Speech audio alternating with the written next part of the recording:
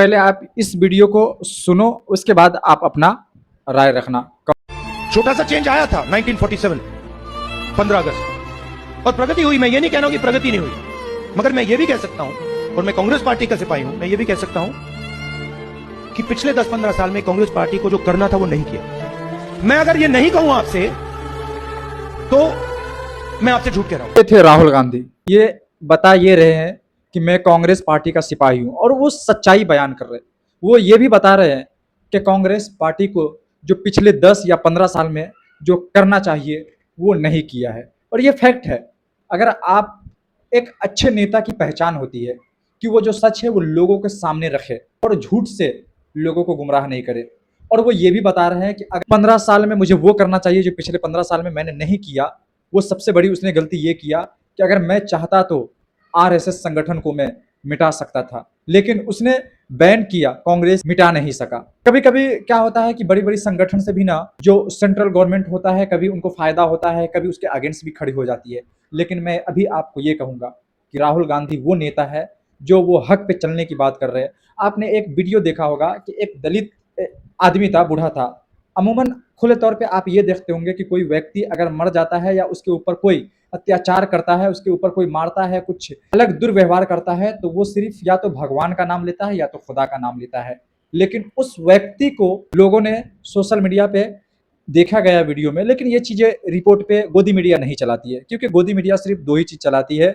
एक तो जो बीजेपी के पक्ष में होता है वो चलाता है, और दूसरा जो बीजेपी बताती है वो चलाता है। तो वो इंसान बजाबते रो रहे थे, चिल्ला रहे थे, उसके ऊपर अत्याचार हो रही थी, और वो ये भगवान का नाम नहीं लिया, उसने खुदा का नाम नहीं लिया, वो नाम लिया तो मुझे राहुल गांधी बचाओ।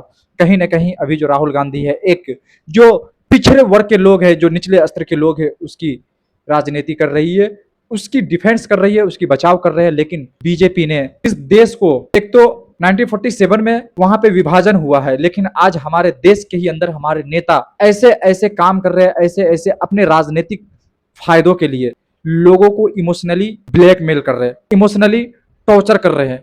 वो टॉर्चर कैसा? इमोशनली ब्लैकमेल का मतलब ये नहीं होता है। ब्लैकमेल का मतलब ये है कि सीधे तौर पे आपको कभी मंदिर के नाम पे लड़ाकर, मस्जिद के नाम पर इमोशनल करके, मंदिर के नाम पे इमोशनल करके आपको लोगों से लड़ा रही है, आपको लड़ा रही है। लेकिन ये सरकार सत्ते पे, कुर्सी पे बैठ के सब तमाशा देख रहे। तो आप एक अच्छे नेता को चुनो, एक ऐसे नेता को चुनो जो हिंदू मुस्लिम की राजनीति नहीं करे, वो इंसाफ की राजनीति करे, वो हक की राजनीति करे, जो हक हो उसको हक दिलाने का काम करे। और आज मैं बता दूं ना हकीकत कि बीजेपी पार्टी के अंदर ऐसे ऐसे नेता है जिसका आप सोच नहीं सकते हैं। मैं बता दूं, सांसद ऐसे लोग बन रहे हैं जिसका कोई हिसाब नहीं। एक पढ़े लिखे इंसान 11 to 7 जॉब कर रहे हैं, लेकिन वो सांसद नहीं बन पा रहे, उसको एक सरकार में जगह नहीं मिल पाती है, क्योंकि वो पढ़े लिखे इंसान है। लेकिन आज नाचने वाला इंसान रवि किशन, जो रात दिन हिंदू मुस्लिम की बात करते हैं, वो सांसद है यूपी से। निरहुआ, जिसको एमएलए, वो बता रहे थे ना खेसारी लाल यादव को एमएलए, उसको एमएलए का फुल फॉर्म नहीं पता होगा, वो सांसद बन गए। मनोज तिवारी जो अश्लील गाना को प्रचार किया, रिप्रेजेंट किया, आज वो सांसद बने। लेकिन खान सर हो गए, अवध ओझा सर हो गए, ये लोग चुनाव लड़ते हैं लेकिन हार जाते हैं। कांग्रेस पार्टी चुनाव लड़ती है, हार जाती है, क्योंकि ये सच के साथ में है और ये लोगों के साथ में है, ये विकास की बात करते हैं। अच्छा, मैं कहता हूं मोदी ने क्या विकास कर दिया है, मैं आप लोग कमेंट करके बताना कि क्या विकास का काम किया है। मोदी के राज में बेरोजगारी दर जो है परसेंटेज गिर रही है और महंगाई बढ़ रही है। मैं तो बीजेपी की उस नेता की बात कर रहा हूं, स्मृति ईरानी, जो रोड पे आके गैस का बाटला लेकर लेट गई थी कि महंगाई बढ़ रही है। आज वो किधर गई? आज बीजेपी ने उसकी नामो निशान मिटा दिया। और हर नेता, हर पार्टी जब तक आपके अंदर ताकत होती है ना, तब तक ही आपको इस्तेमाल करती है, वरना बहुत सारे एग्जाम्पल है आप देखेंगे। और आप हकीकत को देखो, हकीकत को समझो, नहीं तो आप राजनीतिक भेंट चढ़ जाओगे।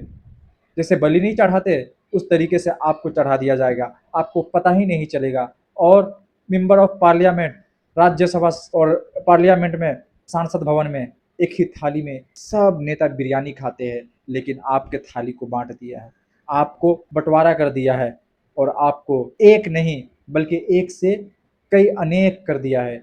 तो अभी हिंदू मुस्लिम सिख ईसाई को नहीं देखना है, हमें ये देखना है कि भारत की राजनीति आम लोगों के लिए क्या फायदा दिखा सकती है, आम जनता के लिए क्या फायदा से दिखा सकती है, किसान के लिए क्या कर सकती है। लेकिन अगर फिर भी आप लोग हिंदू मुस्लिम करेंगे तो आप मंदिर और मस्जिद के नाम पे वोट देना, और सरकार मलाई बैठ के कुर्सी पे खाएगी और आपको धर्म के लिए लड़ाएगी। अच्छा मुझे ये बताओ, यूपी और बिहार के अंदर पेपर लीक हो जाता है, क्या वो सिर्फ मुस्लिम का होता है? उसमें सब होता है। मुस्लिम है, हिंदू है, सिख है, ईसाई है, क्रिश्चियन, हर धर्म के लोग हैं, सबका पेपर लीक हो रहा है, सबकी ज़िंदगी खराब हो रही है, लेकिन फिर भी आपको राजनीति करना है तो हिंदू मुस्लिम के नाम पे। और आपको अगर ये वीडियो अच्छा लगा हो तो आप लोग शेयर कर देना, लाइक कर देना और कमेंट कर देना।